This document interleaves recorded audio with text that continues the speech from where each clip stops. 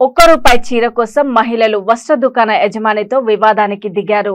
భద్రాద్రి కొత్తగూడెం జిల్లా భద్రాచలంలోని అంబేద్కర్ సెంటర్లో ఉన్న ఒక వస్త్ర దుకాణ యజమాని రూపాయికే చీరలు ఇస్తామని ప్రకటించాడు. గత 2 రోజులుగా చుట్టుపక్కల గ్రామాల్లో ఆటోలో ప్రచారం నిర్వహించారు. ఈ నేపథ్యంలో ఉదయం నుంచి మహిళలు అధిక సంఖ్యలో వస్త్ర దుకాణం వద్దకు చేరుకున్నారు. ఆలస్యంగా దుకాణం తెరవడంతో మహిళలంతా ఒకేసారి దుకాణంలోకి ఎగపడ్డారు. భారీగా కదలి వచ్చిన మహిళలు ఒకేసారి దుకాణంలోకి రావడంతో యజమాని అందరినీ బయటకి నెట్టేసి దుకాణాన్ని మూసివేశారు. దుకాణం తెరవడం లేదని మహిళలు ఆందోళనకు దిగడంతో పోలీసులు అక్కడికి చేరుకొని యజమానిని అదుపులోకి తీసుకొని పోలీస్ స్టేషన్ కి తరలించారు.